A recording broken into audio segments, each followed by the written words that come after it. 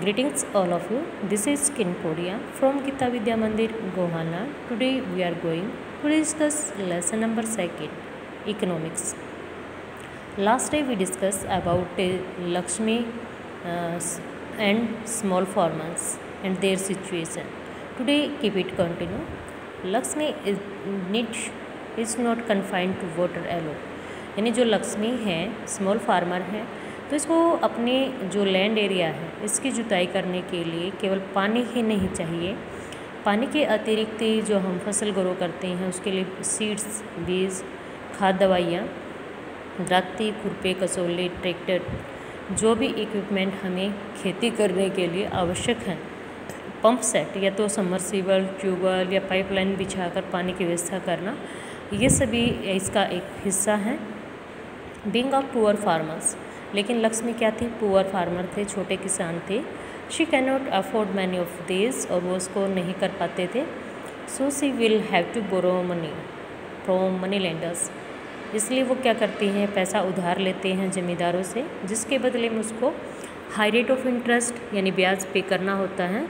If the local bank, जो स्थानीय या क्षेत्रीय बैंक होते हैं, given her credit at A reasonable rate of interest, लेकिन जो ग्रामीण क्षेत्रों में क्षेत्रीय बैंक हैं तो वो किसानों को क्या करते हैं? बहुत ही कम रेट ऑफ इंटरेस्ट पर पैसा प्रोवाइड करवाते हैं। She will be able to buy all these in time and cultivate her land, जिससे वो क्या कर पाएगी कि जो सामान उसको चाहिए, जो भी खाद दवाइयाँ चाहिए, वो उसको खरीद लेगी और अपने लैंड एरिया पे खेती कर सकती है। This means that along with water, जो कि पानी के साथ साथ उनको ये सारी चीज़ें चाहिए हैं। We also need to provide cheap agriculture credits to the farmers for farming to improve. तो हमें क्या है? आवश्यकता है कि जो किसान होते हैं उनको खेती के लिए कम से कम ब्याज पर पैसा मिले। We will look at some of this needs, जो हम नेक्स्ट लेसन में स्टडी करेंगे। Another way by which we can tackles these problems is to identify, promote and locate industry and service in semi-rural areas where a large number of people may be employed. दूसरा इसके कुछ और reason लिए हैं example कि ऐसी situation को handle करने के लिए, कंट्रोल करने के लिए हम कुछ ऐसे एरियाज़, ऐसे इंडस्ट्री बना सकते हैं जिसमें क्या होगा? लोगों को रोज़गार मिलेगा। और ये इंडस्ट्री कहाँ पर लगाएंगे हम? सेमी रूरल एरियाज़, ग्रामीण क्षेत्र जो पूरी तरह से ग्रामीण क्षेत्र नहीं है, दूर दराज के एरिया नहीं है, वहाँ पर इंडस्ट्री लगाएंगे, सर्विस सेक्टर को इनक्रीज करेंगे, जहाँ पर लोगों को क्या होगा? एम्प्लॉय, रोज़गार मिलेगा। फॉर इंस्टेंस, इस सब के बावजूद suppose many farmers decide to grow arhar and chickpea यानी पल्सेस। बहुत से किसान क्या सोचते हैं? अरहर, जैसे कि गेहूं की कटाई करके खाली खेत हो जाते हैं तो उसमें मूंग है, जैसे उड़द है, इनको ग्रो करते हैं। Setting up a dal mill to procure and process this and sell in the cities is one such example. तो क्या करेंगे? जब हम दाल ज़्यादा ग्रो करेंगे तो दाल मिल लगेंगे, जिसमें कि डिफरेंट टाइप की जो वस्तुएं बनती है दाल से, उनको बनाया जाएगा, फिर उसको जो आसपास के सिटीज़ हैं उनमें सप्लाई किया जाएगा।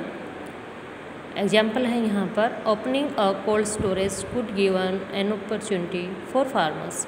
अब जैसे जो वेजिटेबल्स ऐसी होती है जिसको कोल्ड में स्टोरेज करना होता है ताकि हमारी वेजिटेबल्स लॉन्ग टाइम तक बनी रहें, तो इसके लिए हमें कोल्ड स्टोरेज की ज़रूरत होती है। ये बनाएं टू स्टोर देयर प्रोडक्ट, जहाँ किसान अपने जो उत्पाद हैं उनको स्टोर कर सकते हैं। लाइक पोटैटो हैं, ऑनियंस हैं, आप देखते हो जैसे ऑनियन पोटैटो, जैसे इनकी फसल होती है उस टाइम इनके रेट कम होते हैं, बट धीरे धीरे करके इनके प्राइस कैसे, जैसे सर्दी का सीज़न आता है तो ऑनियन के जो प्राइस हैं वो काफ़ी हाई हो जाते हैं। And sell them with the price is good, और फिर क्या करेंगे? जैसे हुई वस्तुओं के प्राइस अच्छे होते हैं तब वो अपनी वस्तुओं को बेच देते हैं। In village near forest areas we can start honey collection centres. आसपास के एरियाज़ में, गांव में अगर वन है तो हम क्या करेंगे? वहाँ पर मधुमक्खी पालन कर सकते हैं और जब होने भी स्टार्ट करेंगे तो वहाँ पर क्या होगा, शहद को इकट्ठा करके उसको हम बेचेंगे, इससे भी हमारा क्या होगा, इनकम सोर्स जनरेट होता है। It also possible to set up industry this process vegetables and agriculture produce like potato, sweet potato, rice, sweet tomato, fruit which can be sold in outside market. हमें ऐसी industry भी बनानी चाहिए जिसमें जो हमारे वनस्पतियाँ, वेजिटेबल्स हैं, सब्जियां हैं और कृषि के उत्पाद जिसमें ये सभी इंक्लूड होते हैं, इनको हम स्टोर करें एक प्रोसेस के माध्यम से, ताकि ये लॉन्ग टाइम तक ख़राब ना हो और हम इनको अपने इंडिया से बाहर कहीं भी सप्लाई कर सकते हैं।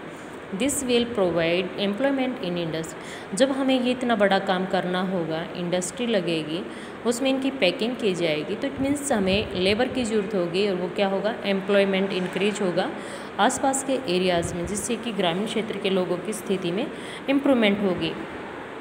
नेक्स्ट डे अगर हम इंडिया की स्टडी यहाँ पर करते हैं तो 60% अपनी पॉपुलेशन आज भी क्या करती है, 5 से 29 जिनकी एज फैक्टर होती है।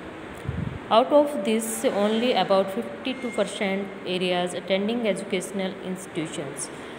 उनमें से 52 क्या हैं, ऐसे इन काउंट होते हैं जिसमें हमारे शैक्षणिक संस्थान हैं। The rest are not, they may be home और many of them may be working as child labours. बाकी क्या हैं, या तो अपने घर पे रहते हैं या फिर बहुत ज़्यादा गरीब जो होते हैं वो अपने पेरेंट्स के साथ क्या करते हैं, वर्किंग करते हैं, काम करते हैं। जो भट्टे होते हैं ईंटों के, वहाँ पर भी आपने लेबर चाइल्ड खूब देखी होगी। गलियों में कोई मांगने के लिए आता है तो ऐसे वर्क वो बच्चे स्टार्ट करते हैं एजुकेशन को छोड़कर। If this children are to attend schools we will require more buildings. अगर ये सभी बच्चे कहाँ जाएंगे, स्कूल में, तो हमें किसकी ज़रूरत बढ़ जाएगी, स्कूलों की बिल्डिंग्स की। मोर टीचर्स, तो टीचर्स की भी बढ़ेगी, फिर पीएन है जो अदर्स स्टाफ होता है उसकी भी। तो इट मीन्स क्या होगा, एम्प्लॉयमेंट इंक्रीज होगा। A study conducted by the Erstwhile Planning Commission estimate that nearly 20 lakh jobs can be created in the education sector alone। तो जो हमारा प्लानिंग कमीशन है, इसने एक सर्वे किया जिसमें पाया कि 20 लाख जॉब केवल शिक्षा का क्षेत्र जो है इसमें क्रिएट यानी पैदा की जा सकती हैं। Similarly if we are to improve the health situation, ऐसे ही अगर हम स्वास्थ्य सुविधाओं में सुधार चाहते हैं, we need many more doctors, nurses, health workers etcetera. तो हमें डॉक्टर की ज़्यादा ज़रूरत होगी, फिर नर्सेज होंगी, फिर जैसे आंगनवाड़ी है, डिस्पेंसरी है, तो हेल्थ वर्कर्स भी चाहिए। कहाँ की बात है ये, ग्रामीण क्षेत्र के लिए। These are some ways by which jobs would be created and we would also be able to address the improvement aspect of development। तो इसमें क्या है, ऐसा होगा तो हम क्या करेंगे, जॉब के नए रास्ते ओपन होंगे, नए रास्ते ओपन होंगे तो लोगों को रोज़गार मिलेगा, लोगों को रोज़गार मिलेगा तो इट मीन्स कहीं ना कहीं हमारा विकास होगा, हमारा अपना विकास ही हमारे देश का विकास होगा। तो इस प्रकार से ये एक ऐसी स्थिति है जो क्या क्रिएट की जाती है टाइम से। एवरी स्टेट और regions has potential for increasing the income.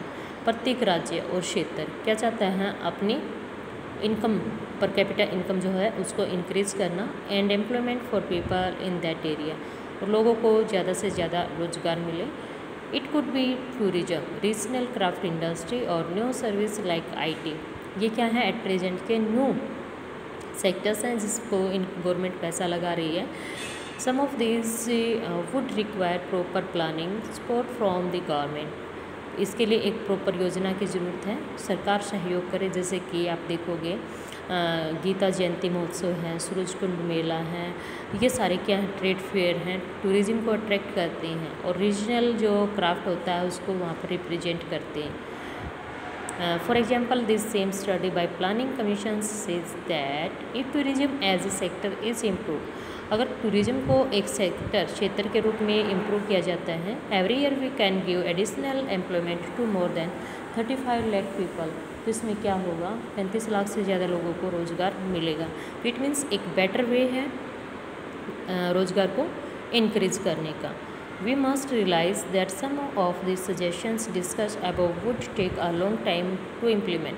लेकिन हमें ये भी पता है कि कोई बात कही जाती है लेकिन उसको इम्प्लीमेंट लागू करने में लॉन्ग टाइम लगता है. For this short term we need some quick measures. कम समय के लिए कुछ क्विक की मेजरमेंट की ज़रूरत होती है, चेंज हम कर लेते हैं.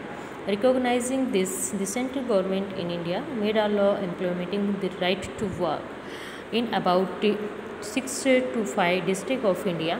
राइट टू वर्क, काम का अधिकार, 625 डिस्ट्रिक्ट में लागू है और इसको हम Mahatma Gandhi national rural employment guarantee act, Mahatma Gandhi राष्ट्रीय रोजगार गारंटी अधिनियम 2005 के नाम से भी जानते हैं.